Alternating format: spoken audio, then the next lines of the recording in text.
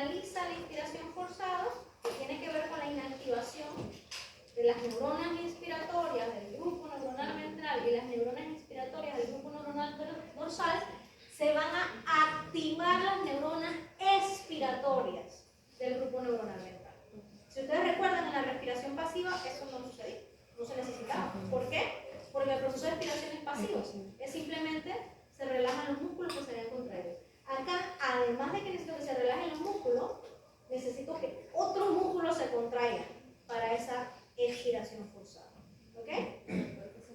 Y luego, exactamente. Y entonces, esa expiración forzada se va a dar porque entonces tenemos músculos abdominales, porque tenemos los intercostales internos, porque tenemos los subclavios, porque tenemos otro montón de músculos, entonces también funcionando ahí para dar paso a la expiración. ¿Okay? Ahora sí entendemos la diferencia entre una y otra. Y nuevamente, eso es lo que dice esa lista, ¿ok? Es como la manera bien basiquita de ver el proceso, donde te dice que este grupo hace esto específicamente y este grupo hace esto específicamente. Pero de repente si van al libro un poquito más nuevo, un poquito con más información, te van a decir que es en conjunto que se trabaja. ¿Ok? Hay grupos neuronales, así como quien dice mixtos, de ambos lados, no es así como que este y este trabajan separados. Es una cosa que se hace más en tiempo. Pero nosotros, para no confundirnos, lo vamos a ver así, que es la manera básica. ¿Por qué les digo que hay otra información y que esa parte me confunde y me dice que otra gente dice otra cosa? Porque si de repente leen algunas de las cosas de los casos clínicos, no les van a decir exactamente eso. ¿Ok? Que la persona se equivocó, la persona no se equivocó. Lo que pasa es que, pues en este caso, porque me puedo equivocar en mil cosas más, pero en este caso, ¿qué es lo que sucede en este momento? Que la información nueva nos dice que esa división no es así como tan estricta. No es que este hace este y el otro hace el otro. Un conjunto entre ambos.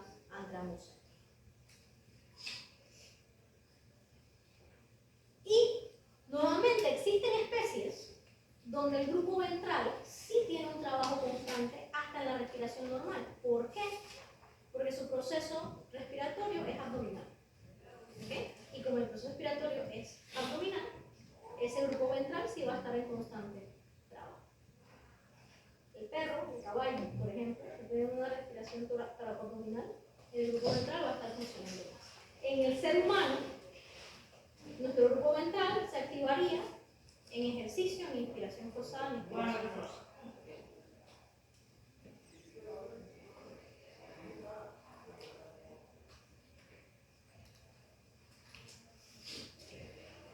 Entonces, luego tenemos...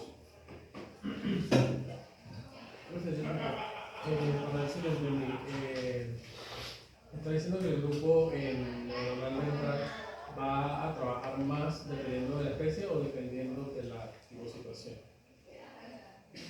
O sea, ambas cosas. Porque hay especies donde siempre va a trabajar porque ellos tienen respiración abdominal. Y si hay respiración abdominal, yo necesito que los músculos abdominales también reciban el mensaje. Porque recuerden que el grupo neuronal dorsal manda mensaje a quién? Intercostal y diafragma.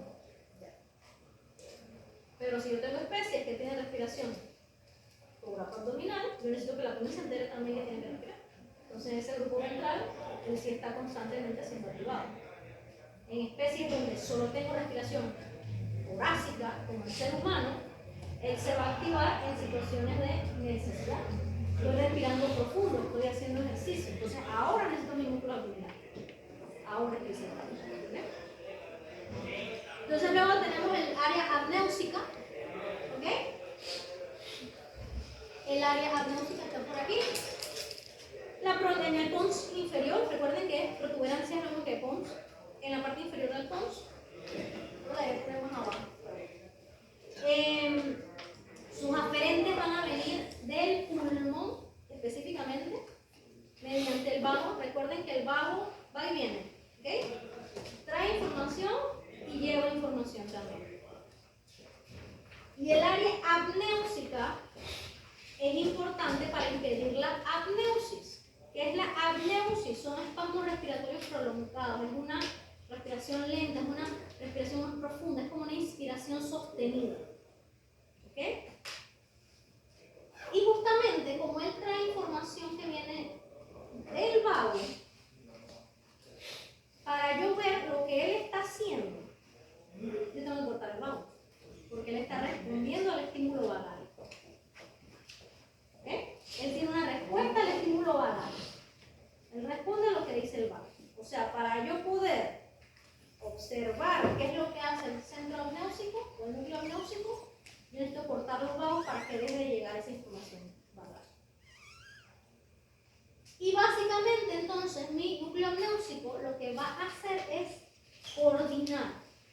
esa transición entre inspiración y expiración. ¿Okay?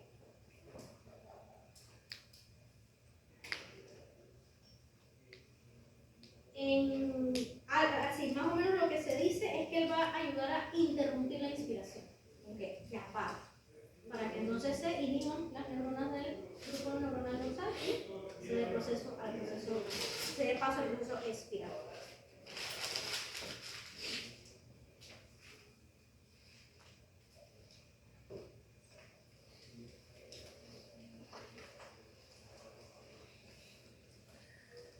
Y luego yo voy a tener el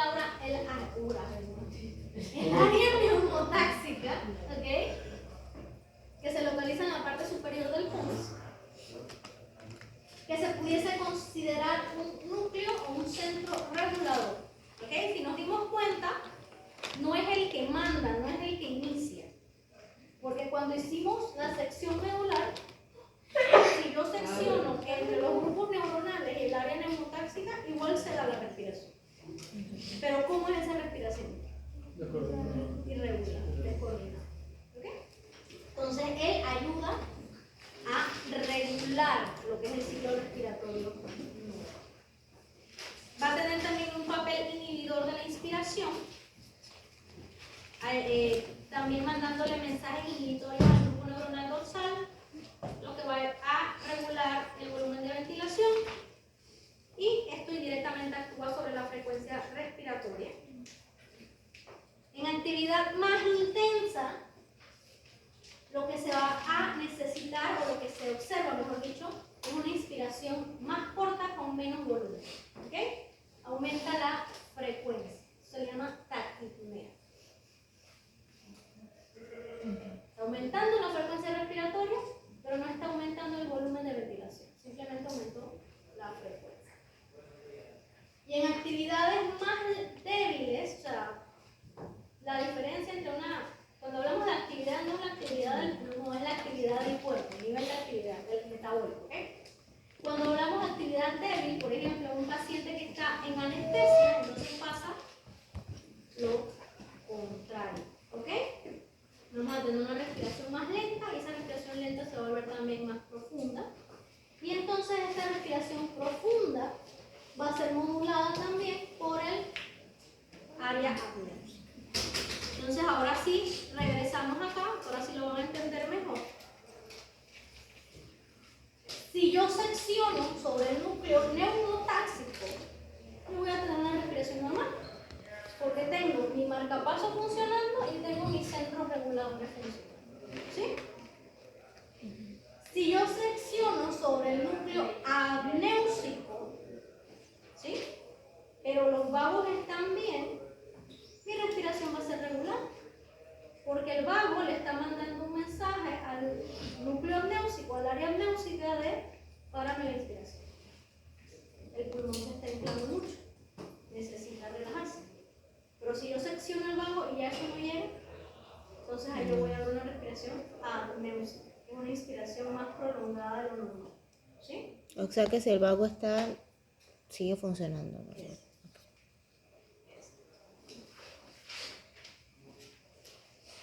Si yo secciono por encima de los grupos neuronales, yo voy a tener una respiración, pero va a ser irregular, porque el apnéusico y el neurotáxico, que era lo que me estaba regulando la respiración, ya no manda ningún tipo de información. Y si yo secciono por debajo de los grupos neuronales, ahí paro la respiración, porque mi grupo neuronal dorsal era mi marcapaso, era el que daba paso a la respiración. Ahora sí entendimos, a ver. ¿Todo el mundo firmó? ¿Sí? Entonces, mi ventilación alveolar normal va a depender de dos cosas. Va a depender de mi frecuencia respiratoria y va a depender de qué tan profunda es esa respiración. Qué tan rápido se está respirando y cuánta profundidad. ¿Con qué profundidad? ¿Ok? Cuando hablamos de frecuencia respiratoria, estamos hablando entonces del intervalo entre las descargas del grupo neuronal dorsal. activó, se inspira, se inactiva, se expira. Núcleo neuronal dorsal se activó, se inspira. Entonces, ese periodo, ese intervalo entre esas dos respiraciones es lo que sería la frecuencia respiratoria, y cuando lo vemos a nivel neuronal estaría dado por la activación del grupo neuronal dorsal. ¿Sí? Y cuando hablamos de la profundidad, ahí dependería entonces de la duración de las descargas, las unidades motoras que se activan. ¿Cómo así la duración de la descarga? Porque nuevamente, mientras el núcleo neuronal dorsal esté activado, yo voy a estar inspirado. ¿Ok? Entonces, dependiendo de cuánto tiempo él se mantenga activado, de cuál es la frecuencia de esas descargas, así mismo va a ser la profundidad de la respiración. Si la frecuencia de activación es rápida, se activó, ¿cómo va a ser la profundidad de la respiración? Corta. No es una respiración profunda. ¿Ok? Si ya yo tengo una inspiración más prolongada, ahí yo tengo más profundidad. ¿Qué era lo que comentaba que se manifestaba cuando pasaba por encima del núcleo?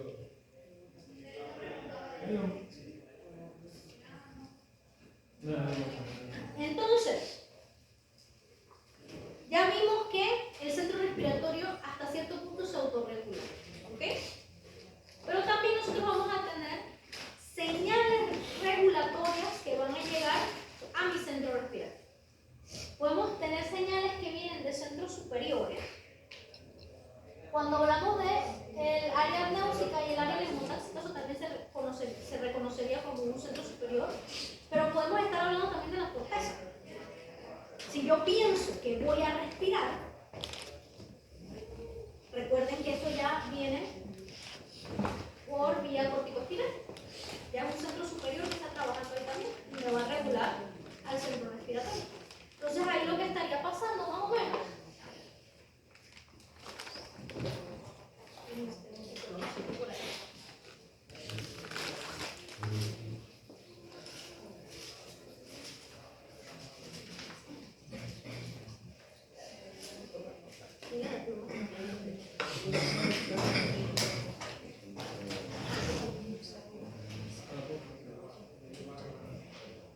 Recuerden que yo voy a tener una corteza motora, ¿verdad?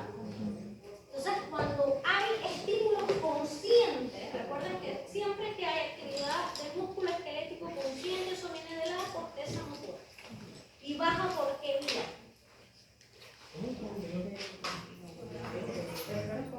Sí, es una vía diferente, pero ¿cómo se llama la vía? Es una vía descendente, pero ¿cómo se llama?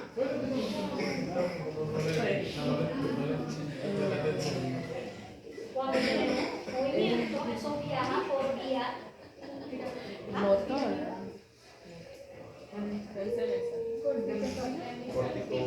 Están tirando a ver. Están diciendo todos a ver cuál es. Corticoespinal. Va a viajar por vía corticoespinal, ¿verdad? Y acá lo que va a pasar es que aunque esto vaya directamente para otros lados, va a dejar aquí una inervación también. ¿Ok? Entonces ahí está tirando su mensaje y va a estar entonces regulando mi grupo neuronal dorsal. Por ejemplo clásico, ejercicio. Piensen que van a levantar pesas. ¿Ok? Solo el hecho de que yo conscientemente, porque en realidad uno cuando hace ejercicio tiene que estar presente y hacer las cosas de manera consciente, no está pensando en otras cosas y viendo videos y haciendo X. Solo el hecho de yo estar consciente y pensar, ya tener esa conciencia de que voy a hacer un esfuerzo físico, ya se comienza a respirar más. Ya hay como una preparación inicial. ¿Consciente o no? Piensen, si nunca lo han hecho, piensen en la gente que va al gimnasio. Ustedes ven haciendo ejercicio. Piensen así, en los videos de la gente que va a levantar pesas. ¿Qué es lo primero que hacen? Respirar. Ok. ¿Sí? Pero la verdad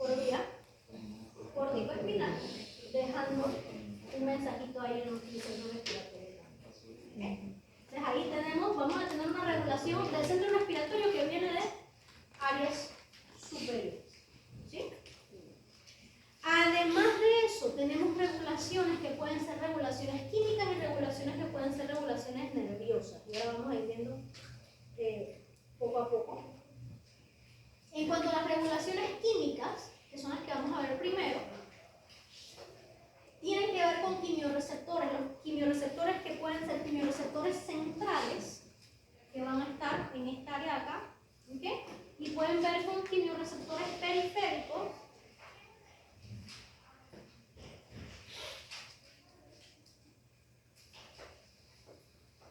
Super diseño. Que van a estar en la aorta y en los arcos carotídeos. ¿Okay? En el arco aórtico y en los cuerpos carotídeos. Esos son los centrales. Perfecto. Los centrales están a nivel del sistema nervioso central. Los sistemas centrales. Es que la vez escuché otra cosa de los Según si estamos hablando de quimiorreceptores centrales que van a estar en un área que se llama quimiosensible del sistema nervioso central, o mis quimiorreceptores periféricos, ellos van a ser sensibles predominantemente a diferentes cosas. Si estamos hablando de los receptores, de los quimiorreceptores centrales, ellos principalmente van a responder a cambios en la presión parcial de dióxido de carbono. Después de eso, vienen cambios en el pH, en hidrogeniones, que si ustedes lo piensan de manera lógica, está totalmente ligado al cambio en dióxido de carbono. Recuerden que cuando aumenta el dióxido de carbono, aumenta la acidez también, por creación de hidrogeniones. Y cuando hablamos de los receptores periféricos, que son estos de acá, ellos van a ser más sensibles a cambios en las presiones parciales de oxígeno. Y nuevamente, piénsenlo con lógica, la sangre que sale del corazón izquierdo, ¿sale oxigenada o no oxigenada?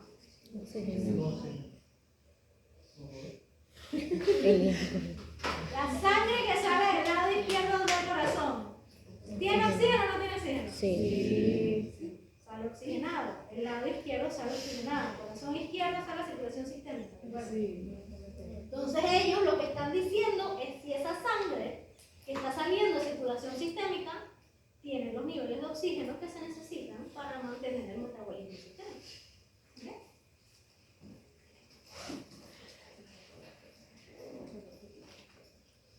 Entonces, cuando hablamos de los quimiorreceptores centrales, nuevamente ellos están a nivel del bulbo, ellos están acá mismo, ¿ok? Próximos a la salida del vago y del glosofaringeo. Y aquí lo que va a suceder es que este receptor central,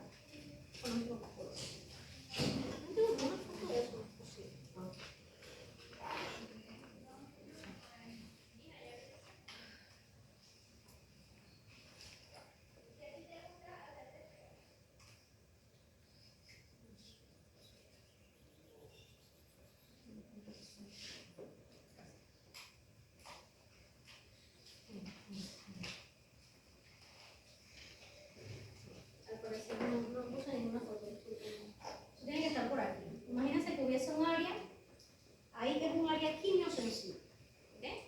Esa área quimiosensible tiene quimioreceptores. Y aquí lo que va a suceder es que esta área va a estar en contacto con el líquido intersticial que tenemos en el sistema nervioso central. Ella va a estar en contacto con mi barrera hematoencefálica. Recuerden que cuando hablamos del sistema nervioso central, nosotros no tenemos una conexión directa entre el líquido cefalorraquídeo y la sangre que pasa por mis venas. Hay una barrera hematoencefálica que separa lo que hay en mi circulación del fluido que hay en el sistema nervioso central. ¿Okay? Esta área va a estar en contacto con eso. Es como que hubiese un contacto con los vasos sanguíneos, el área donde está mi barrera hematoencefálica, y en esa pequeña unión nosotros vamos a tener un área quimiosensible, un área de quimioreceptor. ¿Ok? Y aquí una de las cosas que va a pasar es que recuerden que aunque la barrera hematoencefálica esté como bien cerradita, por ahí no pasan la mayoría de los medicamentos, por ahí muchas cosas sinceramente no consiguen atravesarla. El dióxido de carbono es un gas con bajo peso molecular y él consigue difuminar. ¿Ok? Por eso entonces es que consigue llegar a esa área quimiosensible sin dificultad. Ya el bicarbonato, los hidrogeniones no consiguen traspasar. Él pasa porque es un gas difuso. Ya los iones u otras moléculas no consiguen pasar. que causan la alteración. Los hidrogeniones que causan la alteración acá no es que están circulando, no es que están en el torrente sanguíneo. Recuerden que el dióxido de carbono, cuando sale de la circulación y entra a algún lado, él se hidrata. ¿Ok? Y cuando se hidrata por medio de la anhidrasa carbónica, ¿qué hace? Ajá, se forma bicarbonato. Hace ácido carbónico que se disocia y cuando se disocia, ¿qué crea? Un hidrogenión bi.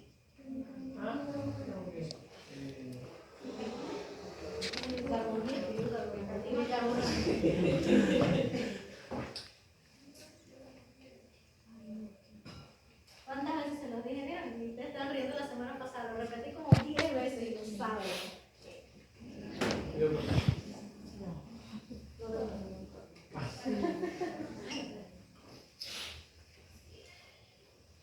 Entonces, mi área quimiosensible, que nuevamente va a estar a la altura de la médula, ella va a responder a estímulos locales de hidrogeniones, que diciéndolo de manera fácil es cambios en el pH, y de dióxido de carbono, eso principalmente. Y nuevamente, si lo pensamos con lógica, están ligados.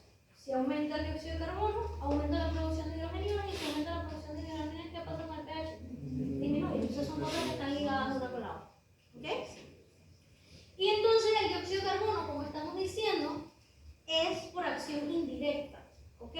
Que va a actuar sobre este centro. No es como que el dióxido de carbono ataca directamente el centro quimiorreceptor. No. Es por esta pequeña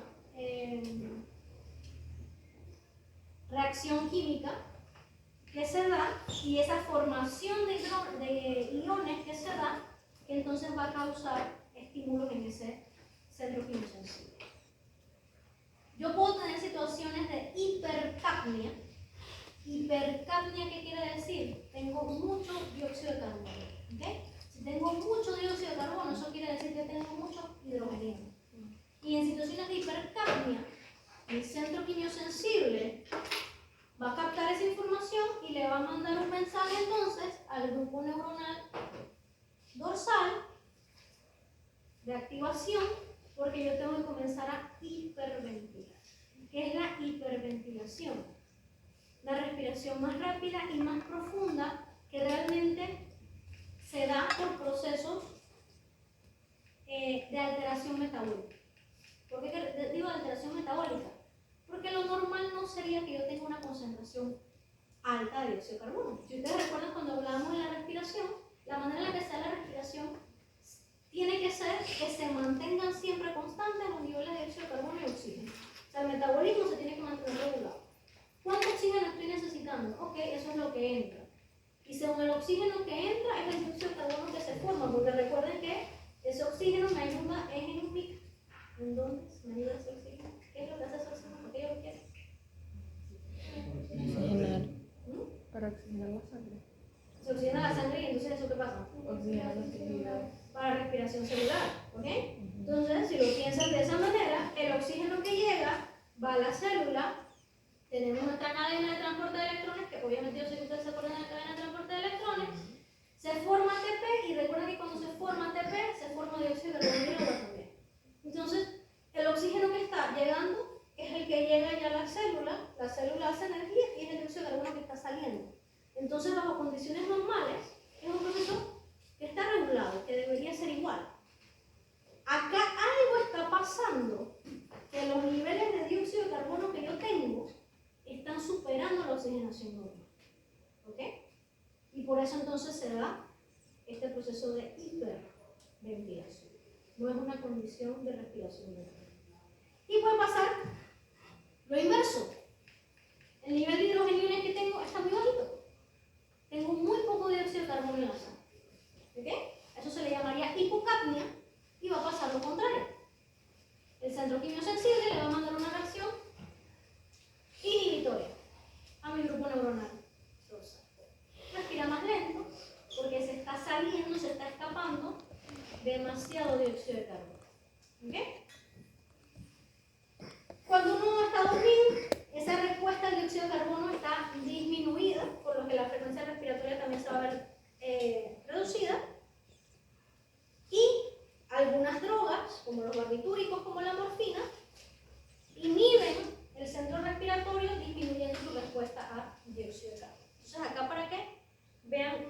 más fácil. Yo tengo mi capilar porque recuerden que ese dióxido de carbono está viajando por los vasos sanguíneos, ¿ok? Mi capilar, mi barrera hematoencefálica, mi líquido cefalorraquídeo y luego mi área quimiosensible. ¿Sí? Lo normal es que cosas como los iones no pasen la barrera hematoencefálica. Entonces nosotros tenemos que está aumentado el dióxido de carbono en sangre en este momento, ¿ok? El dióxido de carbono, él puede difundir por la barrera hematoencefálica, no hay ningún problema, no va a poder pasar. Los hidrogeniones, el bicarbonato se van a quedar de lado de acá, ¿sí? Entonces, él cruzó la barrera hematoencefálica y cuando llegó al área quimiosensible, ¿qué va a pasar? Se hidrata, se convierte en ácido carbónico y el ácido carbónico, como es un gas, un ácido débil, se va a disociar en un hidrogenión y bicarbonato. ¿Okay? Y ese hidrogenión entonces, ese aumento en estos hidrogeniones, van a mandar un mensaje a mi grupo neuronal dorsal, donde va a aumentar entonces la ventilación. Va a aumentar la frecuencia, va a aumentar la profundidad, dando hiperventilación. ¿Sí? Con el objetivo de que se pueda reponer tipo la cantidad de oxígeno versus. Aquí estamos en el dióxido de carbono, que se elimine el dióxido de carbono. Porque nuevamente, algo me pasó, algo le está pasando a este organismo, que el dióxido de carbono que se está creando está superando los niveles de oxígeno que se están inhalando. Lo normal sería que para el oxígeno que entra, así mismo es el dióxido de carbono que sale. Aquí vamos a decir que es un ejercicio. Si estoy haciendo ejercicio, que los músculos están más activos, se necesita más energía, hay más producción de ATP, si hay más producción de ATP, voy a tener más producción de dióxido de carbono, aumenta esa producción de dióxido de carbono y entonces sacar ese dióxido de carbono que se está produciendo. ¿Okay? Obviamente, con el proceso de hiperventilación también va a llegar un poco más de oxígeno, pero lo importante es entender que esto no sería lo metabólicamente normal, ¿no? Al final, ¿qué es lo que va a pasar? Piénsenlo nuevamente con un poquito de lógica. Si yo estoy hiperventilando y está saliendo un montón de dióxido de carbono, ¿qué va a pasar con las concentraciones de dióxido de carbono en sangre, con la presión parcial? Estoy hablando de concentraciones y disculpen que están mal dicho concentraciones en la presión parcial. Si yo estoy hiperventilando, ¿qué pasa con la presión parcial de dióxido de carbono? Disminuye. Y si disminuye la presión parcial de dióxido de carbono, ¿qué pasa con los hidrogeniones que llegan al área quimiosensible? ¿Ah? Disminuye. Si tengo menos dióxido de carbono, se forman menos hidrogeniones. Y si disminuyen los hidrogeniones, ¿qué pasa con la activación del grupo neuronal dorsal? Disminuye. ¿Ok? Y entonces, ¿qué pasa con la respiración? Se va normalizando. ¿Ok? ¿Entendimos o no entendimos? Veo caras de confusión. ¿Sí o no? De nuevo. Si disminuye la presión parcial de dióxido de carbono, disminuyen los hidrogeniones. Si disminuyen los hidrogeniones, disminuye la activación del área quimiosensible. Si disminuye la activación del área quimiosensible, disminuye la activación de esta sobre el grupo neuronal dorsal, lo que va a disminuir la frecuencia y profundidad, lo que va a normalizar la respiración. ¿Bien? ¿Sí o no?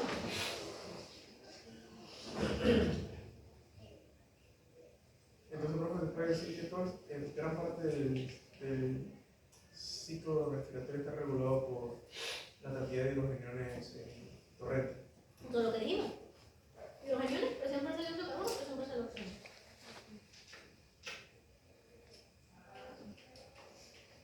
Entonces, ese efecto estimulante del aumento de presiones parciales de dióxido de carbono es rápido y es agudo.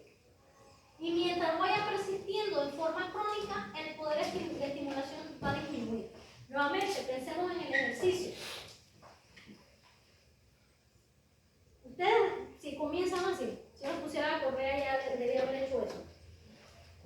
Si los pusiera a correr afuera en el campo de fútbol, corran.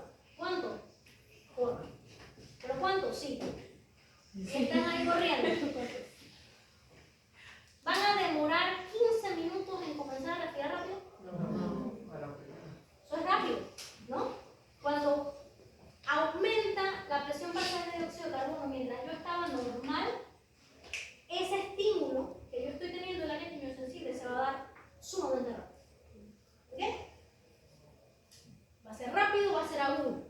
apenas se sienta ese cambio, esa diferencia, ya comienza el proceso de hiperventilación.